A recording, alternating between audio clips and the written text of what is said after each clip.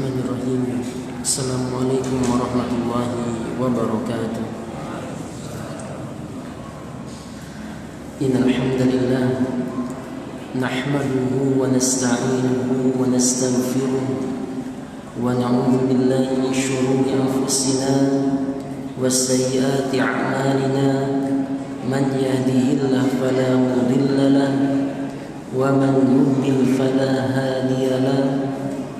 أشهد أن لا إله إلا الله وحده لا شريك له وأشهد أن محمدا عبده ورسوله لا نبي ولا رسول بعده. أما بعد فيا معاشر المسلمين والمسلمات رحمني ورحمكم الله. الحمد لله رب العالمين. Senantiasa kita bertahmid, memuji Allah Rabbul Alamin atas segala limpahan nikmat dan juga karunia yang Allah Subhanahu wa ta'ala berikan kepada kita semua. Terlebih pada malam hari ini Allah Subhanahu wa ta'ala memberikan kepada kita kesempatan untuk kembali belajar ilmu agama. Dan ini merupakan kesempatan yang begitu agung, kesempatan yang merupakan salah satu di antara tanda seseorang diinginkan kebaikan oleh Allah Subhanahu wa ta'ala. At-tafaqquh fid din, memahami agama sebagaimana yang disabdakan oleh Nabi kita Muhammad sallallahu alaihi wasallam dalam hadis yang begitu masyhur dari sahabat Muawiyah ibn Abi Sufyan. Rasul sallallahu alaihi wasallam bersabda, "Man yuridillahu bihi khairan yufaqihuhu fid din." Barang siapa yang Allah Subhanahu wa ta'ala inginkan darinya kebaikan, niscaya Allah Subhanahu wa ta'ala akan pahamkan ia akan agama. Maka dari itu ma'asyiral muslimin wal muslimat, hendaklah kita bersungguh-sungguh, hendaklah kita serius belajar agama, karena tidak akan pernah kita mendapatkan kebahagiaan, tidak akan pernah kita mendapatkan izzah sampai kita kembali belajar agama. Begitu kata Rasul sallallahu alaihi wasallam tatkala umatnya dihinakan. Apa kata Rasul sallallahu alaihi wasallam? Sallallahu alaihim dhullan la yanzi'uhu hatta tarji'u ila dinikum. Allah akan berikan kehinaan tatkala orang-orang sudah sibuk dengan perniagaannya, sibuk dengan peternakannya, sibuk dengan pertaniannya, sibuk dengan dunianya sehingga lupa berjihad kepada Allah Subhanahu wa ta'ala, baik jihad dalam makna yang hakiki ataupun jihad maknawi. Seperti kita sekarang mencari ilmu, ini terhitung jihad maknawi sebagaimana yang disabdakan Rasulullah sallallahu alaihi wasallam, "Man kharaja li talabil ilmi fa huwa fi sabilillah hatta yarji'." Siapa yang keluar untuk mencari ilmu, maka terhitung jihad fisabilillah sampai ia kembali. Maka tatkala seorang lupa dengan jihad tersebut, apa kata Allah Subhanahu wa ta'ala? Kata Rasul sallallahu alaihi wasallam, sallallahu alaihi dhullan la sallallahu alaikum dhullan la yanzimu hatta tarji'u ila dinikum. Maka Allah Subhanahu wa ta'ala akan memberikan kepada kalian kehinaan dan tidak akan dicabut sampai kalian kembali kepada agama, kembali kepada agama kalian. Ini yang membedakan antara ahlu sunnah dengan ahlu bid'ah. Adapun ahlu sunnah senantiasa yang diperbaiki itu adalah akarnya. Adapun ahlu bid'ah, maka mereka memaksa agar buahnya atau pucuknya semakin indah walaupun akarnya membusuk. Ini perbedaannya. Maka tatkala pucuk bibitnya dijaga tapi akarnya ini membusuk, maka sudah bisa dipastikan tidak akan pernah berhasil. Seseorang yang menginginkan bahwasannya negerinya dihukum dengan syariat Allah, sementara dia sendiri tidak menanamkan pada dirinya agar berhukum dengan syariat Allah, maka kecil kemungkinan akan terbentuk yang namanya negara yang dihukum dengan syariat Allah subhanahu wa ta'ala. Maka tugas kita kembali ke awal, belajar agama yang benar. Perhatikan salat kita, tata caranya, perhatikan akidah kita. Maka tatkala kita semakin dekat dengan agama, disinilah mulainya takut kaum kafirin kepada kita sebagai kaum muslimin. Nah, ma'asyiral muslimin wal muslimat rahimani wa rahimakumullah. Kemudian salawat beserta salam semoga terlimpah curahkan kepada Nabi besar kita Nabi Muhammad sallallahu alaihi wasallam, dan juga kepada para keluarganya, para sahabatnya, dan kepada siapa saja yang berusaha mengikuti syariat dan petunjuk Nabi kita Muhammad sallallahu alaihi wasallam. Ingin selamat, ikuti petunjuk Nabi kita Muhammad sallallahu alaihi wasallam. Ingin selamat, ikuti Al-Quran dan As-Sunnah. Ada sebagian orang khawatir kalau seandainya akidahnya seperti apa yang diajarkan oleh Nabi Muhammad sallallahu alaihi wasallam. Sebagian kaum muslimin justru takut kalau seandainya sunnah Rasulullah sallallahu alaihi wasallam kembali ditegakkan, kembali dihidupkan. Sebagian dari mereka bahkan khawatir kalau seandainya amalannya sama persis seperti apa yang diajarkan oleh Nabi Muhammad sallallahu alaihi wasallam. Kenapa? Karena jawabannya hatinya sedang rusak sehingga ia tidak ingin syariat Islam ini tegak. Kenapa? Karena tidak ada celah baginya untuk melakukan kemaksiatan dan kedurhakaan kepada Allah subhanahu wa ta'ala. Tatkala syariat tidak tegak, maka ia bisa bermain dengan cara riba. Maka ia bisa melakukan perbuatan-perbuatan maksiat yang lainnya dengan bebasnya tanpa sedikit pun merasa dirinya akan dihukum di dunia, terlebih lagi di akhirat. Tapi tatkala syariat Allah subhanahu wa ta'ala ini tegak, maka semuanya akan terjaga.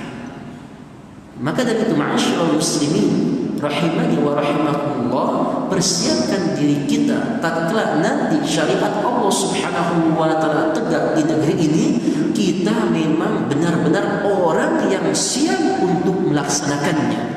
Ya, jangan di lisannya saja, ya masya Allah, lisannya ingin tegak syariat Allah subhanahu wa ta'ala, sementara pekerjaannya kesyirikan, bid'ah, maksiat kepada Allah subhanahu wa ta'ala. Sementara kita ketahui kesyirikan, kebid'ahan dan maksiat inilah penyebab utama ya lemahnya kaum muslimin di zaman sekarang ini. Ma'asyiral muslimin wal muslimat rahimani wa rahimakumullah. Kembali kita akan melanjutkan pembahasan kita masih di dalam penjelasan syarah Thalathatul Usul wa Adillatuha, dan kita ya minta bantu kepada Allah, kemudian kepada penjelasan dari Syekh Muhammad Ibn Saleh Al-Utsaimin rahimahullahu taala di dalam menjelaskan ya kalimat demi kalimat ataupun ya tulisan yang ditulis oleh Muhammad At-Tamimi rahimahullahu taala. Qala al-muallif rahimahullah, berkata sang penulis Muhammad At-Tamimi rahimahullah, i'lam rahimakallah annahu yajibu alaina ta'allumu arba'i masailah. Ketahuilah semoga Allah merahmatimu. Ketahuilah semoga Allah merahmatimu bahwasannya wajib bagi kita untuk belajar empat perkara. Empat perkara bukan maknanya tidak wajib lagi belajar yang lainnya, tapi dibuat di sini agar kita mudah untuk memahami dan mempraktekannya. Ya kadang-kala nanti wajib bagi kita pelajari 3 perkara. ada lagi al-qawaidul arba', ada lagi al-usul sittah, ya, dan seterusnya. Itu dibuat bukan sebagai pembatasan, tapi untuk memudahkan kita mengingat, memahami dan juga mengamalkannya. Di dalam mukadimah yang pertama ini, Muhammad At-Tamimi memberikan kepada kita pentingnya memahami atau mempelajari 4 perkara. Al-ula al-ilmu. Yang pertama adalah ilmu. Yang pertama adalah ilmu. Tatkala seorang memikirkan ilmu, sebagian kaum muslimin di zaman sekarang ini yang terfikir adalah ilmu-ilmu duniawi. Kenapa? Karena rata-rata dari mereka sekarang suksesnya anak mereka tatkala anak mereka bisa menguasai dunia. Hartanya banyak, jabatannya tinggi, dipandang oleh orang, gitu kan. Subhanallah, kalau antum memang benar-benar ya pencari ilmu yang hakiki, dengarkan nasihat aku. Jangan pernah silau dengan jabatan, dengan harta, dan dengan orang-orang yang memandang mereka kalau seandainya mereka bukan ahli ilmu. Ada sebagian orang, bahkan tidak sedikit di antara ahli ilmu, yang kalau di hadapannya adalah orang kaya seperti orang yang tidak berilmu. Ahli ilmu la yushtara wa la yuba', tidak bisa diperjualbelikan. Ya, makanya antum harus pahami, ya, yang antum hormati itu ahli ilmu. Kenapa? Karena ahli ilmu mereka lah pewaris para nabi yang sesungguhnya. Fal ulama warathatul anbiya. Ulama adalah pewaris para nabi. Dan ketahui bahwasanya nabi la yuwarithu dinaran wala dirham, tidak mewariskan yang namanya harta dinar dan juga harta dirham. Tapi sebagian subhanallah tatkala datang kepadanya ahli ilmu, dia menyepelekannya. Tapi tatkala datang kepadanya ahli dunia, dia hormati dengan seamat hormatnya. Padahal yang mengatakan kepada kita, mengajarkan kepada kita mana yang halal, mana yang haram, ahli ilmu. Yang mengingatkan kita akan bahaya syirik bidah, ahli ilmu. Yang senantiasa mengajar agar kita selamat dari siksa kubur, dari siksa neraka, ahli ilmu. Maka jangan dibalik. Jangan hinakan diri antum di hadapan orang-orang yang kaya, orang-orang yang tinggi jabatan, orang-orang yang dipandang oleh manusia, karena ketika itu nampak bahwasannya antum sebenarnya bukan ahli ilmu. Tapi buat mereka menghormati antum, buat mereka sadar bahwasannya ahli harta belum tentu ahli ilmu. Ahli jabatan belum tentu ahli ilmu. Dan kalau seandainya ditimbang mana yang lebih bermanfaat bagi dunia dan akhirat kita, maka jawabannya ahli ilmu. Maka di antara salah satu tanda kebaikan seseorang paham akan agama, ahli ilmu. Maka Muhammad At-Tamimi rahimahullah ta'ala mengingatkan kepada kita yang pertama kali, i'lam, berilmu. Karena orang yang berilmu tidak akan pernah silau dengan gemerlapnya dunia.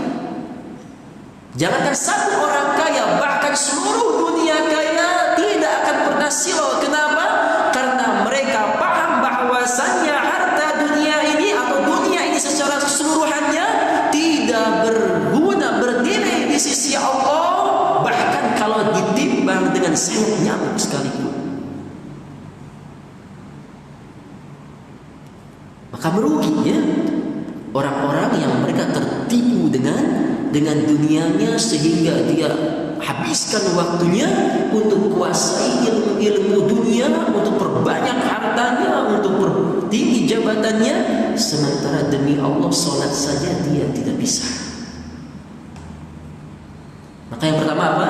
I'lam, berilmu. Dan kita telah jelaskan berulang-ulang, tatkala datang nama ilmu, maka yang dimaksud pertama kali ilmu apa? Ilmu syar'i atau ilmu dunia? Ilmu syar'i. Maka kalau mendengar ayat atau hadis berbicara tentang ilmu, maka yang dimaksud adalah ilmu syar'i, adalah ilmu agama. Rasulullah gak bisa buat pesawat, ya.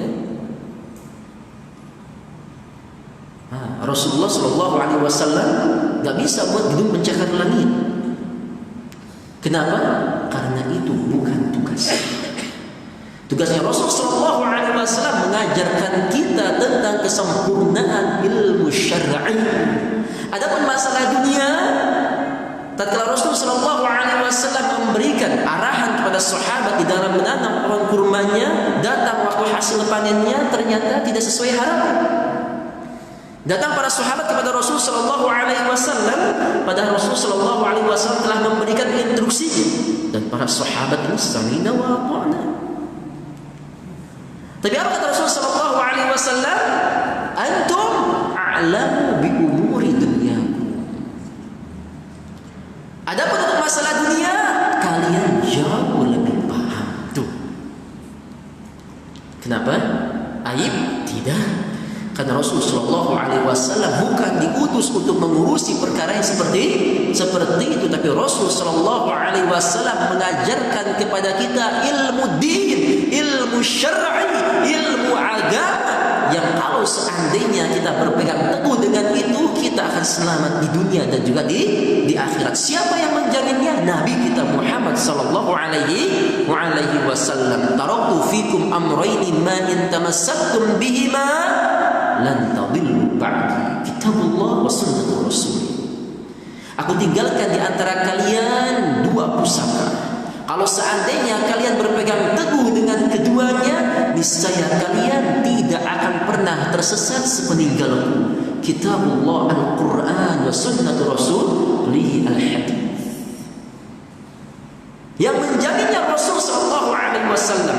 Maka tatkala datang penyimpangan, datang penyesatan, datang penyelisihan dari agama, sudah bisa kita pastikan apa jawabannya?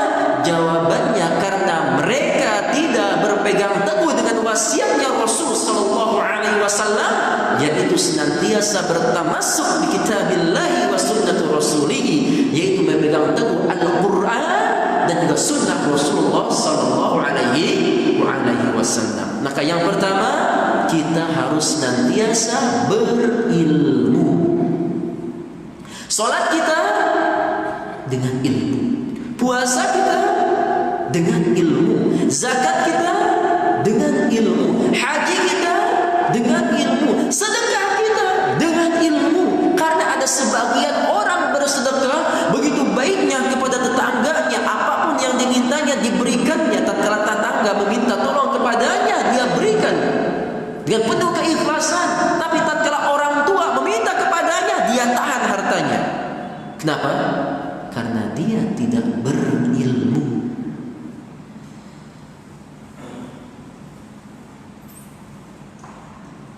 Tatkala dikatakan berilmu, maka Muhammad At-Tamimi menjelaskan kepada kita,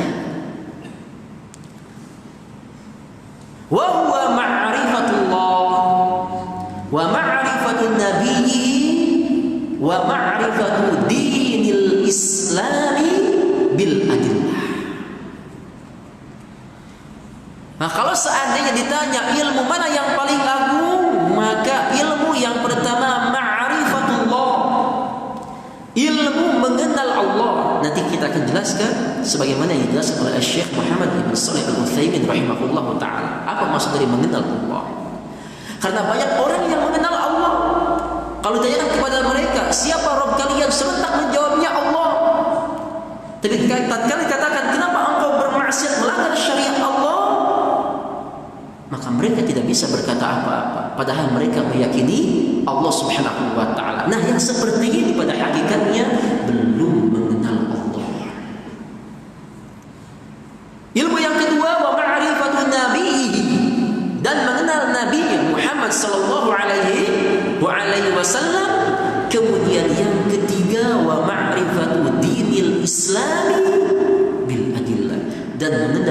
Islam dengan dalil. Jadi agama Islam ini salah satu agama yang sangat istimewa. Tidaklah ada seseorang yang berusaha mengotak-ngatik syariat Islam kecuali ia akan terbongkar segala keburukan dan aib-aibnya. Kenapa? Karena agama kita tidak dibangun di atas perasaan. Agama kita tidak dibangun di atas nalar logika. Agama kita tidak dibangun di atas dasar kesepakatan adat istiadat. Agama kita tidak dibangun di atas dasar kesepakatan nenek moyang kita. Agama kita dibangun atas dasar dalil. Fad-dinuna mabniun 'alal adillah. Agama kita dibangun di atas dalil. Mau berbicara Islam, silakan. Mana dalil? Kalau nggak punya, jangan berbicara Islam. Kenapa? Karena tidak akan pernah didengar kecuali kalau seandainya yang dia lawan ajak bicara adalah orang-orang yang jahil akan syariat Allah Subhanahu wa ta'ala. Maka ini keistimewaan agama Islam. Kita mengenal Allah, iya. Kita mengenal Nabi Allah, iya. Kita mengenal agama Allah, agama Islam. Tapi ada syaratnya, bil adillah. Kita mengenalnya dengan dalil, bukan dengan terkaan semata, bukan dengan prasangka semata, bukan dengan nalar logika kita. Tidaklah kita mendengar perkataan sahabat Ali radhiyallahu taala anhu, "Lau kana ad-dinu bir-ra'yi lakana asfalal khufi aula bil masi min a'la." Kalau seandainya agama menggunakan nalar logika, niscaya yang akan diusap itu adalah alas dari sepatu atau kaos kaki kita. Khuf, di sini nggak ada khuf ya, yang lebih mendekati kaos kaki di sini. Kenapa? Karena kita semua berjalan dengan alas kaki tersebut. Ini permasalahan kalau seandainya ada seseorang yang setelah berwudu kemudian nanti tidak ingin kembali mencuci kakinya, maka dia bisa menggunakan kaos kaki, terlebih lagi kalau seandainya dalam masa yang begitu dingin, ya. Akhirnya dia merasa ya berat kalau seandainya harus membuka kaos kakinya, kemudian dia pakai kaos kakinya dan dia wudu seperti biasa. Pas datang di kakinya, dia hanya tinggal mengusap punggung kaos kakinya. Jaraknya, jatahnya untuk yang mukim 1 hari 1 malam, yang safar 3 hari 3 malam. Nah, padahal apa kata Ali? Kalau menggunakan logika, yang diusap harusnya alas kakinya. Kita berjalan di alas kakinya. Ini dalil bahwasanya agama tidak menggunakan nalar logika. Agama menggunakan wahyu. Masuk di otak, nggak masuk di otak, sesuai perasaan, nggak sesuai perasaan, sesuai adat istiadat, nggak sesuai adat istiadat, maka agama wajib kita terima. Ali katakan, "Lau kana dinu birra'yi lakana asfal khufi aula bil masi min a'la, lakini ra'aitu Rasulullah sallallahu alaihi wasallam masaha a'lal khuf." Akan tetapi aku melihat Rasul sallallahu alaihi wasallam justru mengusap bagian punggungnya. Samina wa atwana. Selesai. Maka dari sini bisa kita perhatikan kenapa sering terjadi banyak perselisihan, banyak penyimpangan. Maka jawabannya karena banyak di antara kaum muslimin yang mereka Islam, yang mereka mengamalkan agamanya, tapi tidak menggunakan dalil.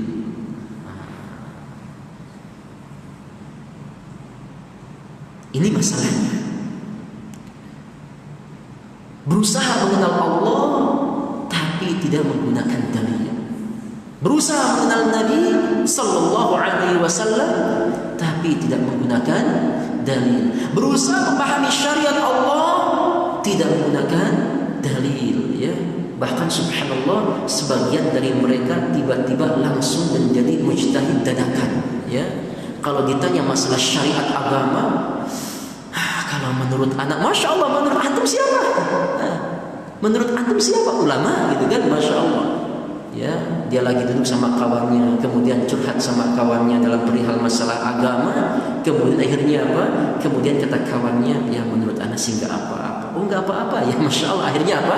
Akhirnya dhalla wa adalla, dia tersesat dan menyesatkan orang yang banyak. Nah, tapi sekarang kita lihat apa yang dijelaskan oleh Muhammad ibn Shalih al-Utsaimin rahimahullahu taala. Hadhil masailul lati dzakaraha al-muallif rahimahullahu taala tashmalu din kullah. Bahwasannya masalah-masalah ini yang disebutkan oleh penulis Muhammad At-Tamimi rahimahullahu taala mencakup agama secara keseluruhan. Fahiya jadiratun bil inayati li'idhami naf'iha.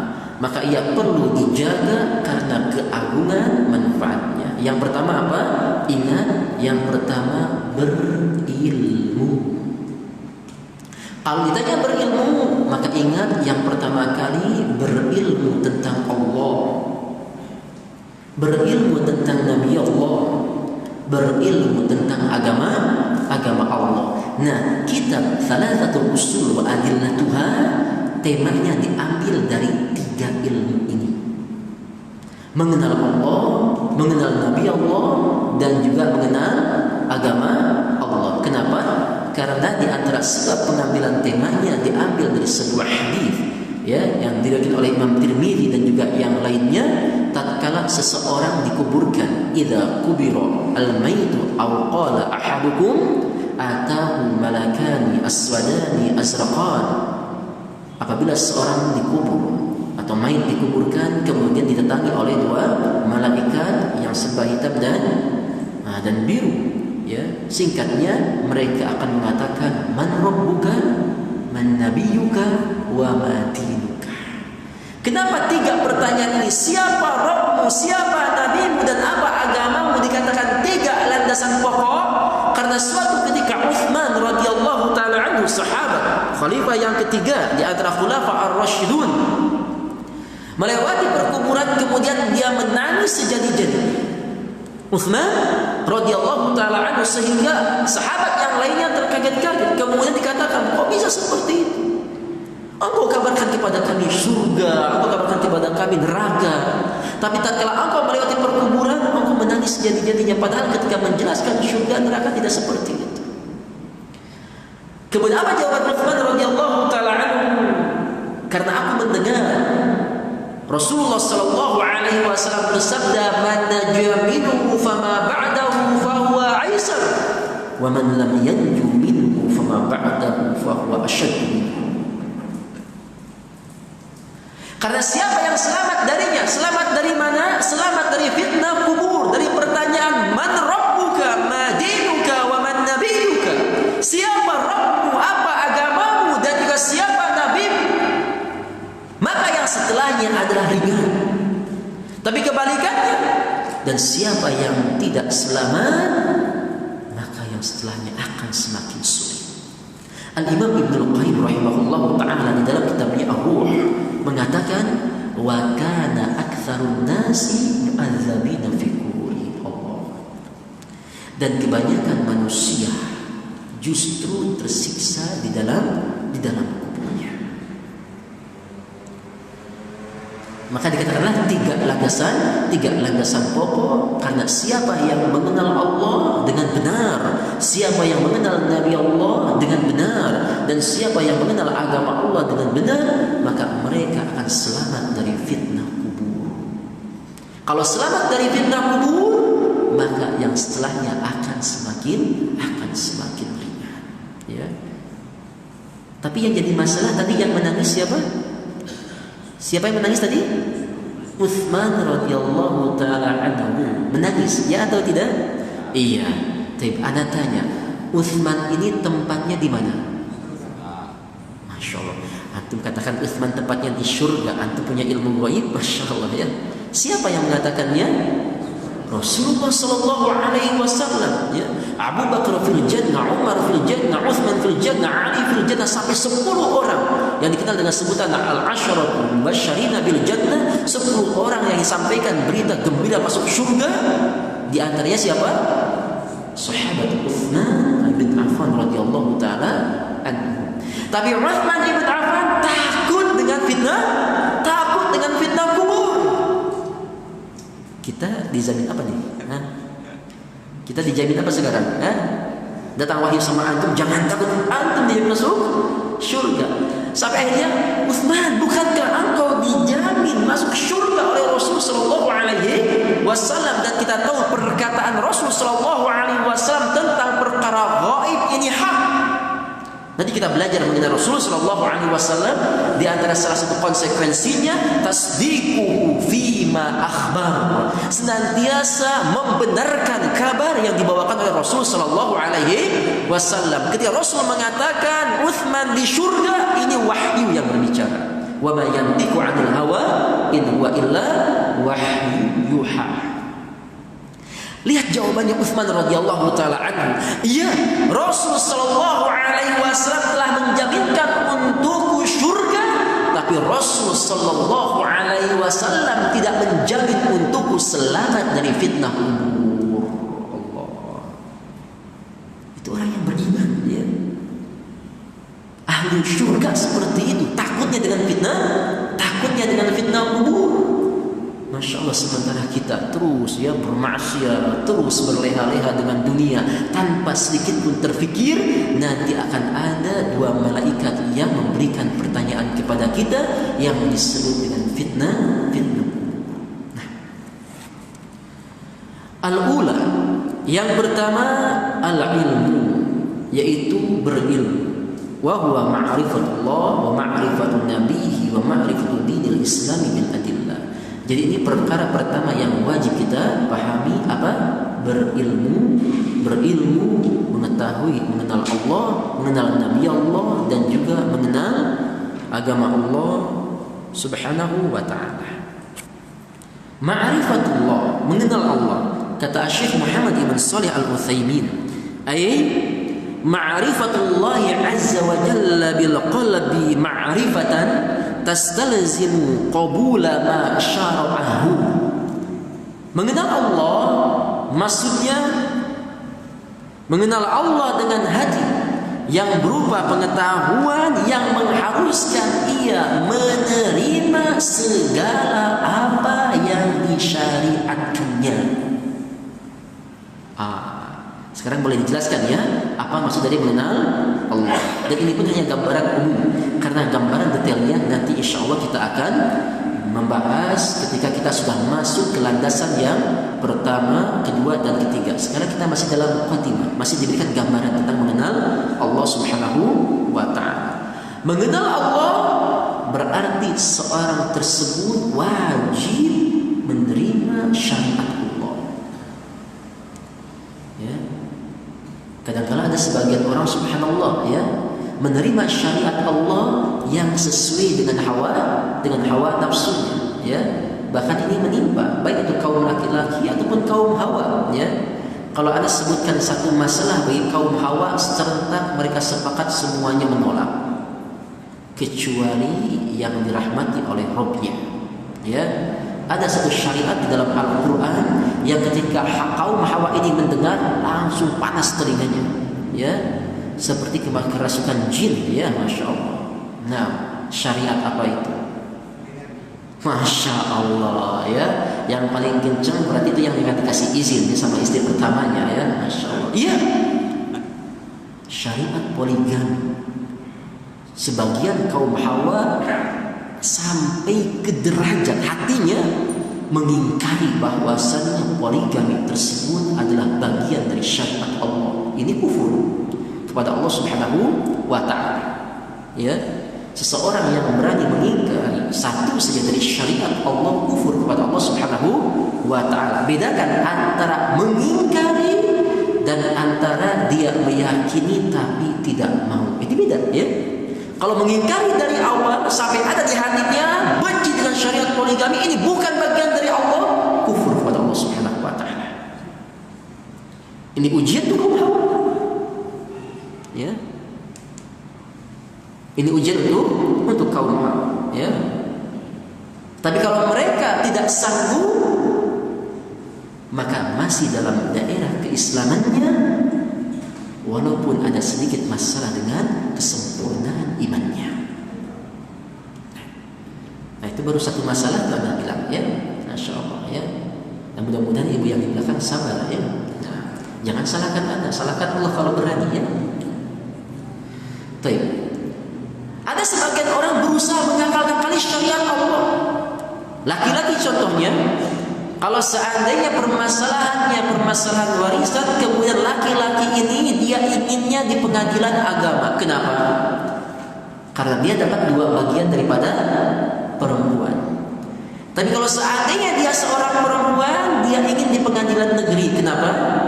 Karena hartanya dibagi rata. Tuh lihat, ini contoh mengakali syariat Allah. Yang seperti ini tidak mengenal Allah. Kenapa? Karena yang mengenal Allah, lihat tadi, ma'rifatullahi bil qalbi ma'rifatan tastalzimu qabula ma syara'ahu. Itu sebuah pengetahuan yang mengharuskan dia menerima segala apa yang datang dari syariat Allah, suka atau tidak. Lihat ya, ini baru satu ya. Wal id'ani wal inqiyadi lahu, tunduk dan patuh kepadanya.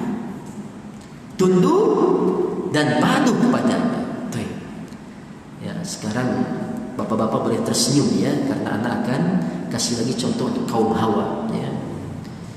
Anak perempuan terakhir harus jaga ibunya. Baik. Kemudian anak perempuan terakhir tersebut menikah. Kemudian suaminya merasa tidak nyaman di rumah mertuanya. Akhirnya suaminya mengajaknya keluar dari rumah ibu mertuanya. Anda tanya, ya, kalau istri ini tunduk dan patuh, dia akan tetap di rumah menjaga ibunya atau ikut dengan suaminya? Masya Allah ya. Ragu ya, maka dia wajib ikut suaminya. Karena sekarang itu surga. Kemudian siapa yang harus jaga ibunya? Anak laki-laki. Tapi kan kebalik sekarang ya. Anak laki-laki keluar rumah, anak perempuan di dalam rumah. Kenapa seperti ini? Demi menjaga adat istiadat. Subhanallah. Bahkan bahayanya apa? Rata-rata anak yang keluar biasanya lupa tanggung jawabnya untuk menjaga ibunya. Ibunya sakit, diperintahkan anak terakhir tadi, yang perempuan tadi, untuk menjaganya. Padahal dia yang harus menjaganya. Akhirnya apa?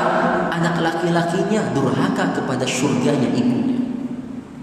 Kemudian anak perempuan terakhirnya durhaka kepada suaminya. Maka ibu tersebut lengkap penderitaannya, mempunyai 2 anak yang durhaka kepadanya dan juga durhaka kepada suaminya.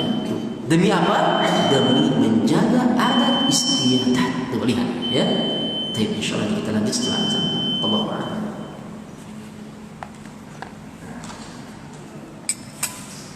Allahu akbar. Allahu akbar. Allah.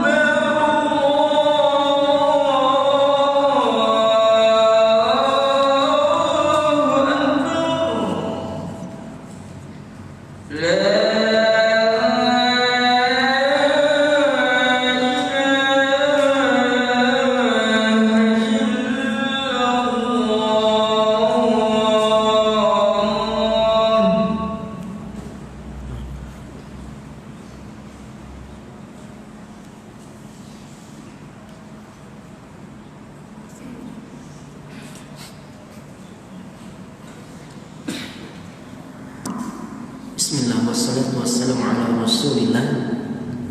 Amma ba'du, faya ma'asyiral muslimin wal muslimat rahimani wa rahimakumullah.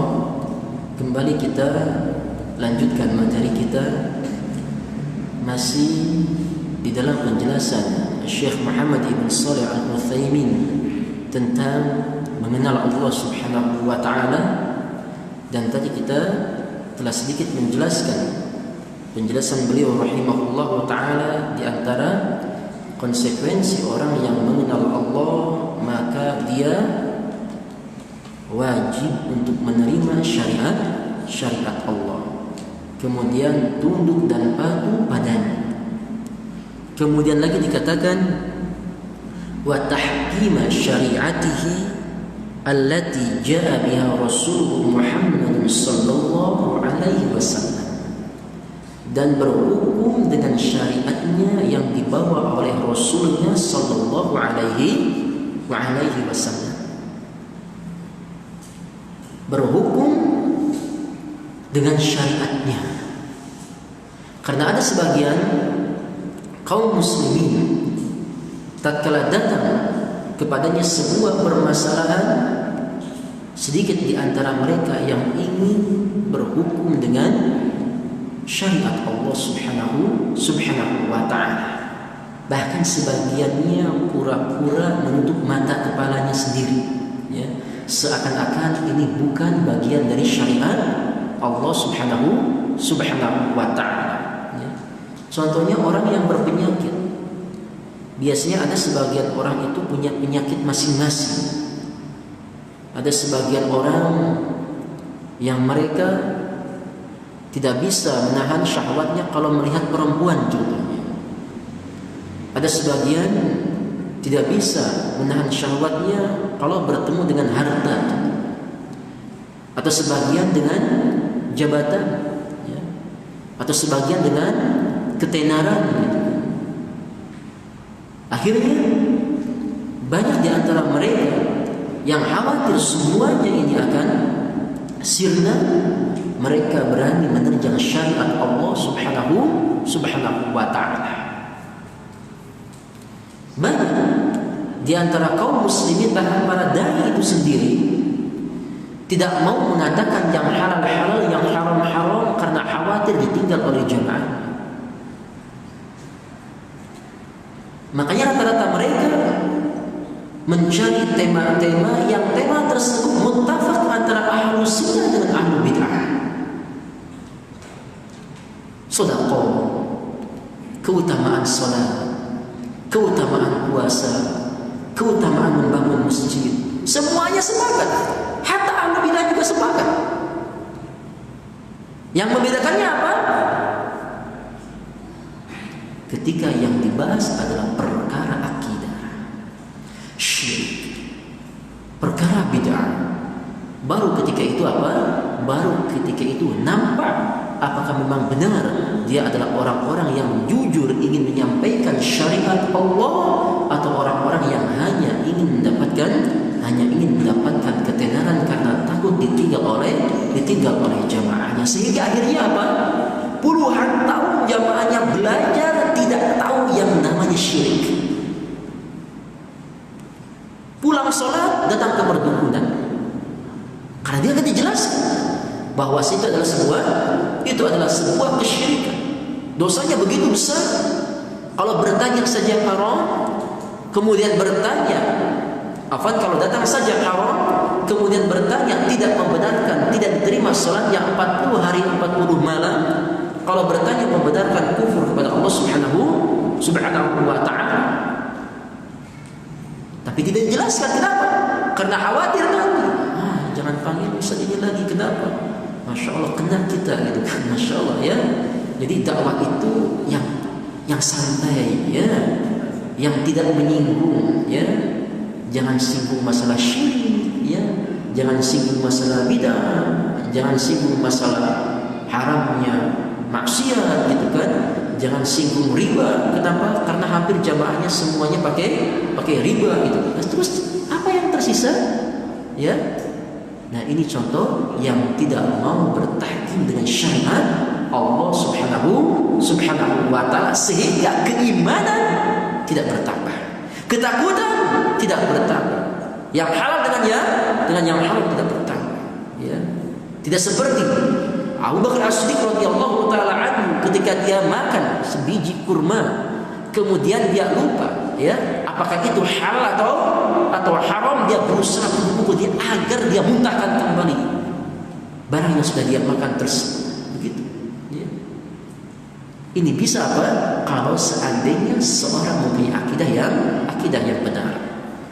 ويتعرف العبد على ربه بالنظر في الآيات الشرعية في كتاب الله عز وجل وسنة رسوله والنظر في الآيات القونية التي هي المخلوقات فإن الإنسان كلما نظر في تلك الآيات ازداد علما بخالقه ومعبوده قال الله عز وجل وفي الأرض آيات للموقنين وفي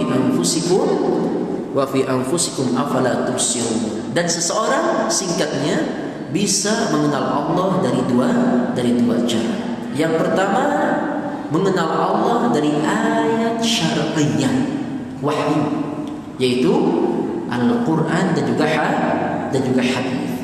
Lihat tentang keadilan hukum yang terdapat di dalam Al-Quran. Demi Allah, tidak ada hukum yang sempurna kecuali hukum Allah, hukum Islam.